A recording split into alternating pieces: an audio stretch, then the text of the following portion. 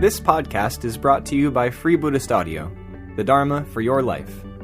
Our work is funded entirely by donations from our generous listeners. If you would like to help us keep this free, make a contribution at freebuddhistaudio.com/donate. Thank you, and happy listening. I'm going to begin with a poem by John White. It's an untitled. Do not journey to find the Pure Land.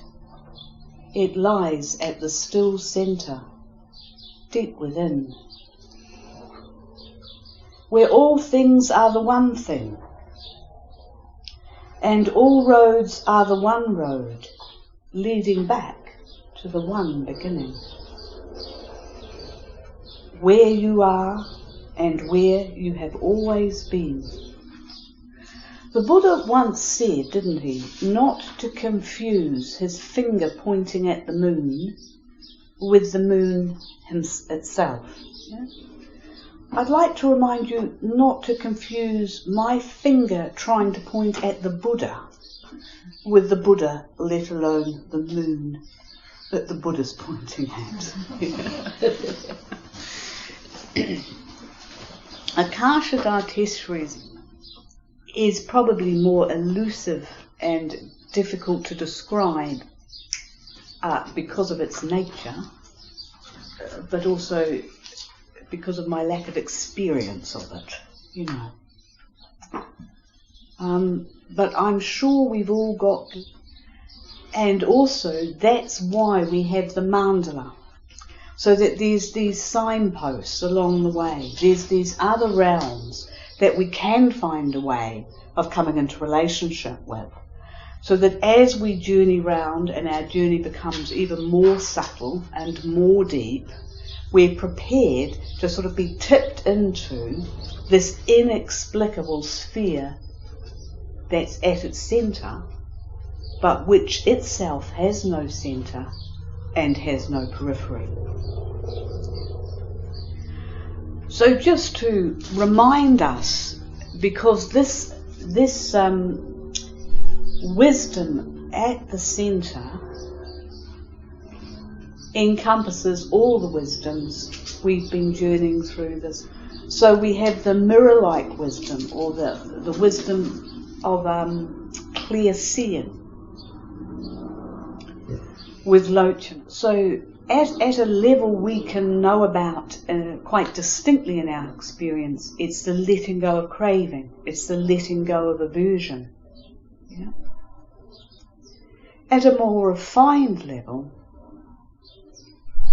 it's the seeing and the knowing, or the experiencing, or the intuiting that nothing is fixed. Yeah? That's why nothing fixes to her. Because there's nothing in her to be fixed to, but there's also nothing in any other phenomena that's fixed, that can be fixed, actually. And then we move through into the Mamaki realm, the yellow realm, to the wisdom of equality. And we explored how we might get a feel for that in the with our experiences of connection, yeah? Connection with ourselves, with each other, with the environment, you know, and ultimately with reality. Yeah? So on an everyday level, there's a strong sense of communality of the human experience and of solidarity arising out of that. And at a more subtle, refined level, at a transcendental level, it's the knowing that there is no I. There's no fixed, subjective self being influenced or influencing objects or objective experience out there, or the other way around for that matter. Yeah? So it's free of the fundamental ignorance that we're the centre of the world. I'm just reminded of this memory of, I've been living here for maybe 2-3 years, and when, well, it's still true of the country I come from, But, London was overwhelming. You could have dropped the population of my entire country of origin in London, and I still would probably have taken days to bump into anybody I knew. The scale was extraordinary. I think when I left New Zealand, there were about 3 million people in the whole country, and in London alone at that time, there were 17 million, And anyway, my sister and her husband are ballroom dancers. Not as a job, but that's what they love to do. And there was this little shop in the middle of the suburbs in a part of London that I can't remember, and I don't think I'd ever find my way there again, miles out. And it sold very good ballroom dancing shoes, and my sister asked me would I go and buy her and her husband a pair and send them home. So I said, yeah, I'd do that. And it seemed like I drove for days to get there. It was this incredibly long drive. And I remember driving through the suburb, and that experience when you go to a country you're not familiar with, and their architecture has the habit of looking completely the same, because it's not the distinctiveness that you're used to, So for me, there were just rows upon rows of these terraced houses, just sort of going on. And I suddenly it was like I woke up, I suddenly thought, there's all these people living in London, and we all think we're the centre of the universe, individually. And the nonsense of it was sort of immediately apparent there, just for a moment. So Māmaki's wisdom, is able to sustain that, swim in that awareness. And then we moved around to Pandaravasini's realm of discriminating wisdom. So within this clear seeing and this understanding of the deep interconnectedness of all things is the capacity to see distinctiveness. And this, it seems to me, points a lot to the transience of experience, that because it's transient, it's fleeting. In every moment there's something distinct, yeah? Whether it's phenomena, whether it's our sounds, whether it's whole civilizations, yeah? So in each arising and each ceasing, there's something unique in that momentariness. It is not the same as the moment. So her wisdom allows us to really see things much more distinctly and specifically, but also to celebrate differences, I think. Yeah, to be joyful. And then we journeyed into Tara's realm, the Buddha Tara's realm, with the double Vajra held in her right hand, open at her right knee, in the gesture of generosity, it itself being a symbol of stability. Yeah. But also, as I suggested yesterday, for me, that double Vajra is an echo or a symbol of the Mandala itself. Yeah. So her wisdom is the all-accomplishing wisdom, or unobstructed wisdom.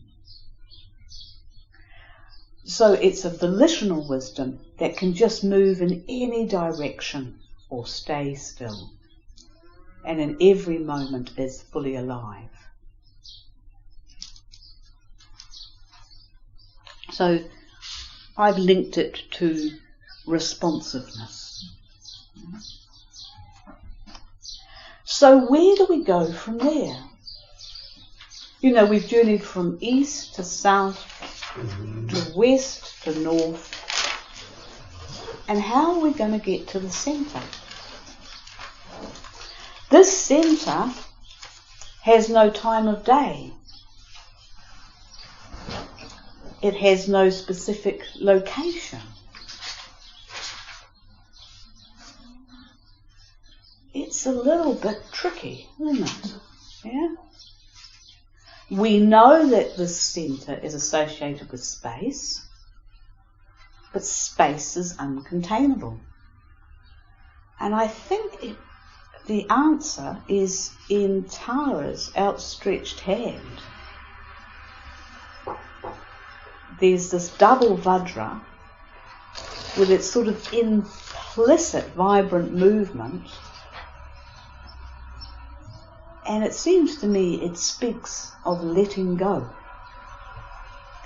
Of letting go, of surrender even, as the doorway to Akasadatesvari's realm.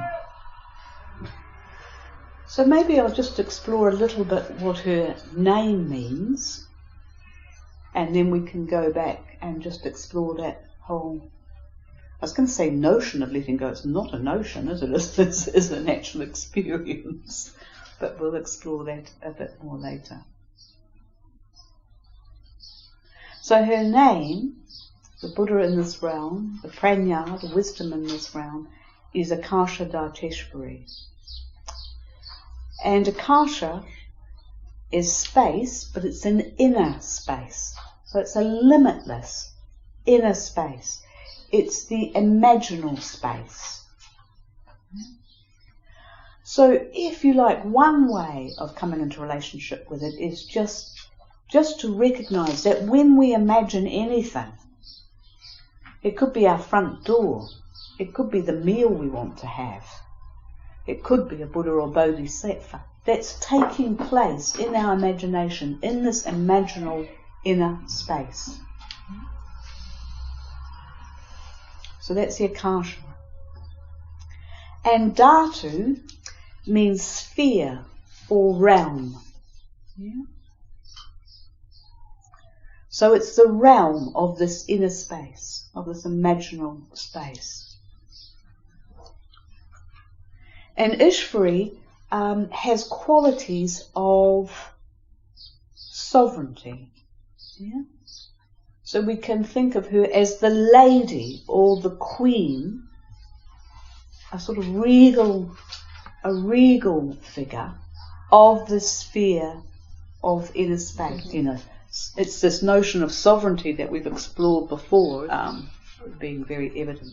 So her wisdom is the wisdom of the realm of truth, of reality, or the wisdom of the Dharmadhatu. So, I mean, I don't know what it's like for you, but I find it incomprehensible what that might be. But the way for me is just to think about these four other aspects of wisdom that are encompassed by the sphere of reality. Yeah? And her intrinsic knowing of and being part of it, or the same as it, of the same nature. So it's a bit as though this white light, because her colour is white, the sphere is white, it's limitless and it's white. This white light is refracted through a prism, you know, like a crystal, and it refracts into different colours. So Lochana's realm, the blue of Lochana's realm, the yellow of Mamaki's realm, the red of Pandaravasini's realm, the green of the Buddhataru. So she's not separate from those, but all combined, if you like, or all back at the source, they have a different kind of distinctiveness as well. Yeah. So it's associated, this realm, with radiance, yeah, with illumination, which is the male Buddha in this realm is Varochana, who is the illuminated, yeah, or the illuminated. So we have at the centre of this Akasadatesvari, and the realm is signless in many ways, and it's the wisdom of all the Buddhas. So there's no time of day, there's no season, there's no direction. We speak of the centre of the mandala, but the centre itself is a concept. So there is no centre and no periphery, simply space. So everything within it, which is all phenomena, is spacious and in the process of transformation itself. So maybe we can begin to explore a little bit the quality of this space. So it's spoken of as unbound. So it's not the space that's contained within walls, or it's not only the space contained within walls, for instance. Coming from an architectural background, I'm very used to thinking of space as something you can manipulate by how you build. But that's a complete wrong view. Do you know what I mean? It's the nature of what you contain any space with is itself the nature of space. It's unbounded. It cannot be contained. It's vibrant and it's alive. And awareness is present. So one of the ways that we might be able to hint at the quality of this is by listening to the bell. So she also has a attitude. And I'm just going to ring this bell.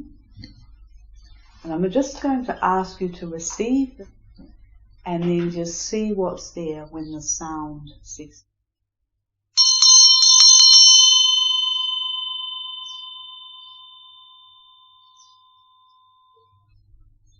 So maybe, just maybe, in the space, when the sound dies away, there's a kind of living silence. So this space, which we can think of as full of silence, is relaxed. It's aware. It's present within change. There's a flow, a transient, nothing's fixed, and it's ungraspable and mysterious and playful, like a bubble in space. So if letting go is how might we best do that? Now, I don't know how you are individually, and I imagine that it probably varies from time to time in my life. But I'm not terribly good at letting go. I'm quite attached to it. And I remember having this very simple but very wonderful, profound actually, moving conversation with my dad. His name was Dudley, when he was dying. And as a young man growing up in England, and he'd been a child and a teenager during the war, he had to go into the English, everybody was called up, all the men were called up, and had to do military service. So he had 2 years military service. This was prior to him and his parents emigrating to New Zealand. And he'd been a Red Beret, which apparently, I think it might be an army corps, but they jump out of planes, basically. And he said to me the only reason he'd signed up to do it is they got paid a bit more, So he thought, oh yeah, that sounds like a good idea. Anyway, so they received whatever training they received to do the parachuting, and they all his sort of group of men that he was with, they were all taken up in this plane.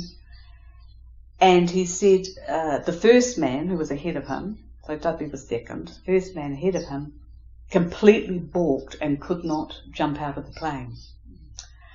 So obviously this man has to go and sit down, and it's Dudley's turn. And he said he absolutely knew that if he couldn't go, then no one in the plane was going to go. Do you know what I mean? That was going to be it. And I don't know quite how he did it, because he said it's terrifying, but he jumped out of that plane. Yeah? And he said to me, and now I'm dying, that's the experience that has most prepared me for my own death, was that jumping out of a plane into space. It's an amazing image, isn't it? And an amazing experience for him to have remembered, 50 odd years later. It was very sort of vivid and very reassuring. So it seems to me that there's something very simple about our relationship with the breath and letting go.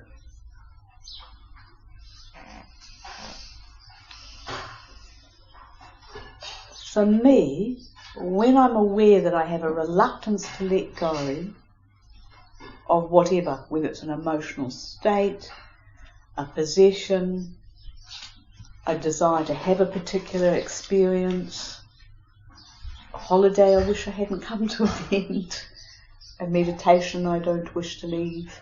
Whatever it is, when there's a reluctance to let go, I'm someone who can experience a grip, yeah, a sense of grip. It's normally in my gut, yeah. There's a tightness, and it may be subtle, and it may be quite evident, yeah. But there's a sense of grip, and if I can just allow the sort of background of my relaxed awareness to just begin to settle on the movement of the breath as it comes and goes from my body, that grip starts to ease.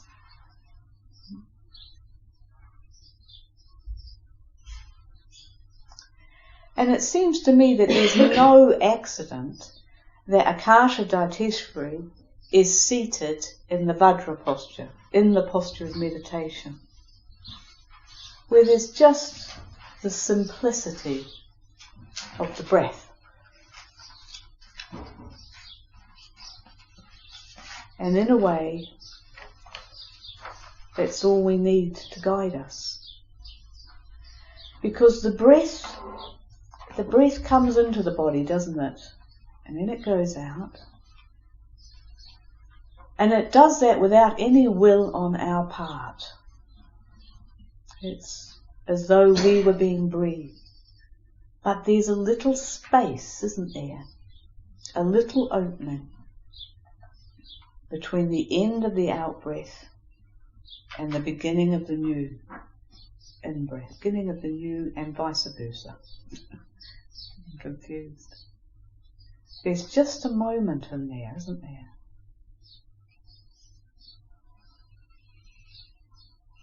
And it can be helpful just to be able to rest in that moment before the next breath.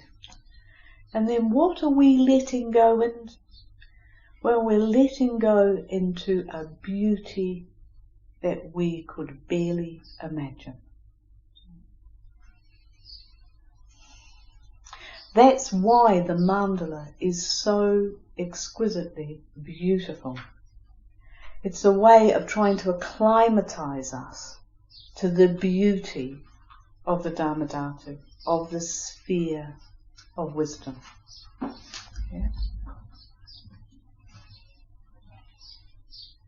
So that's why it is important that we do refine our minds, yeah, within the spiritual life, that we practice ethics, that we develop an ethical sensitivity,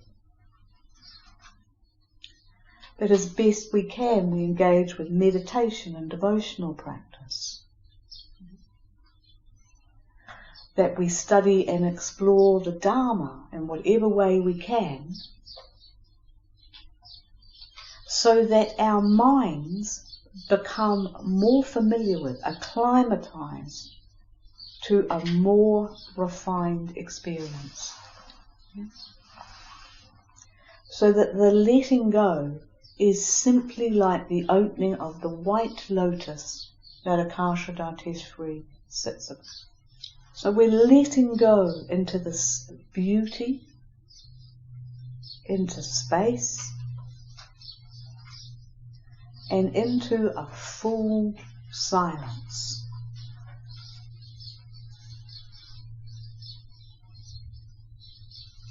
And it's not a silence that's merely the absence of sound.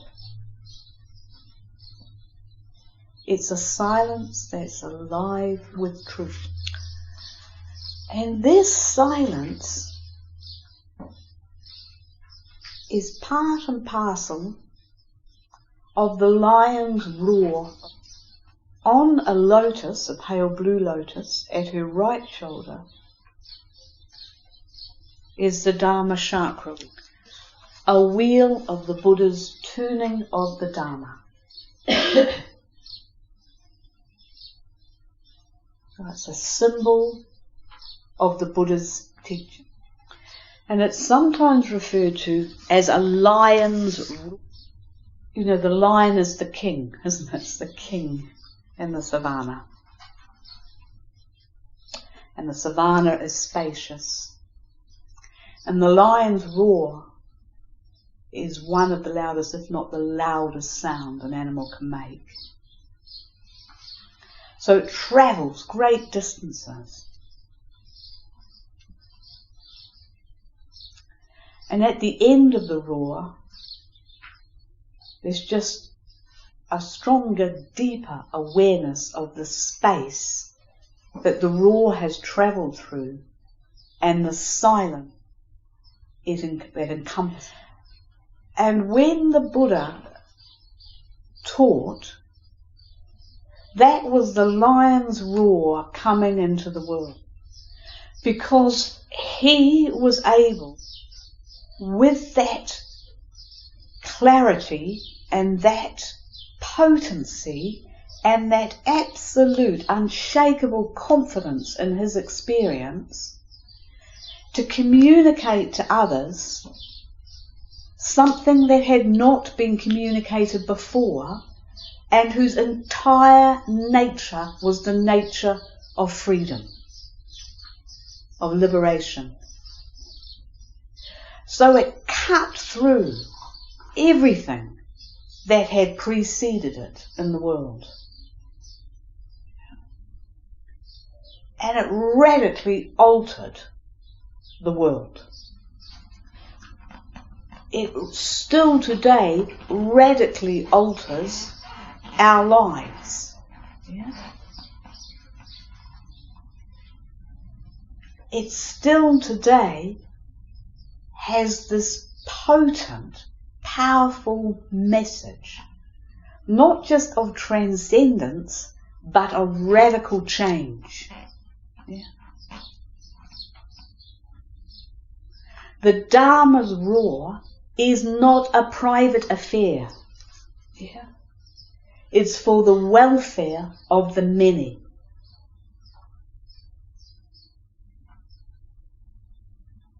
But we have to catch it as individuals, practice as a collective, and allow that truth through exemplification to just move out into our suffering world.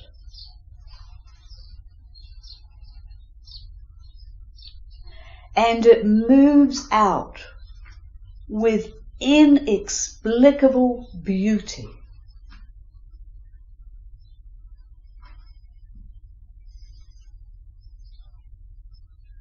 So in this way, I think this wisdom is pointing to the truth that the Dharma is caught, it's not taught. Yeah? We have to catch something of that vision. And somehow, when that spark is caught, something very deep within us is ignited. Yeah? And can have its own light-filled path. Even if at another level we're working with a lot of density for many, many years.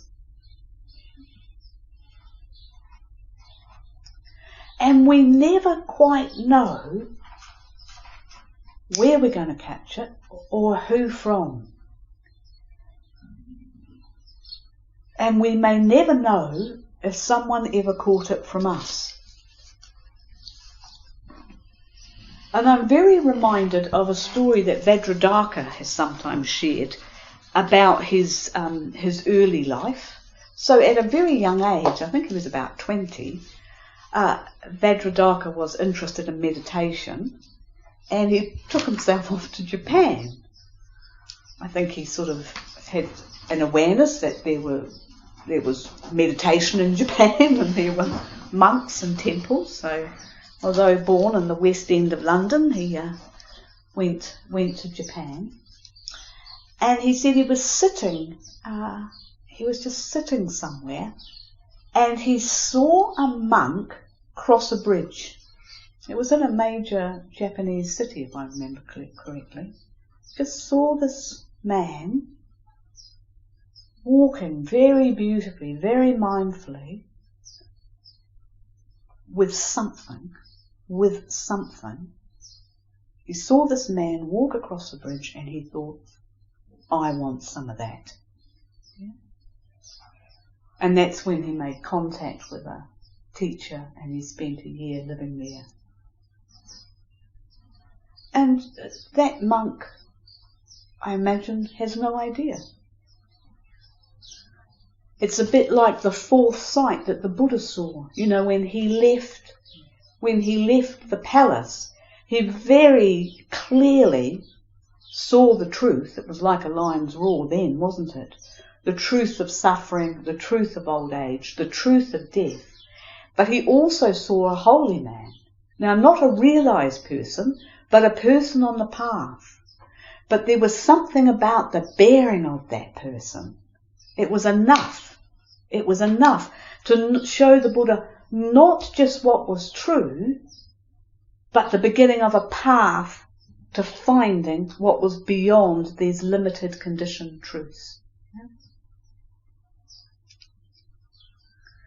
And in the face of that, there's a profound silence, isn't there? There's no turmoil. There's no lack of clarity. Other voices of counsel die away.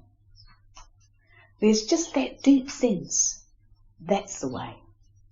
Yeah.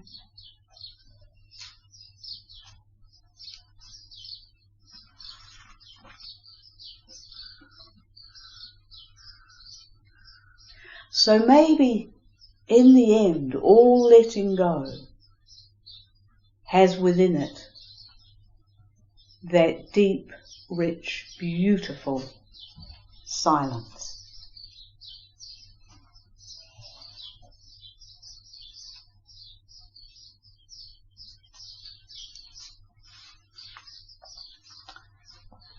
I'm going to finish with another poem by David White called Enough.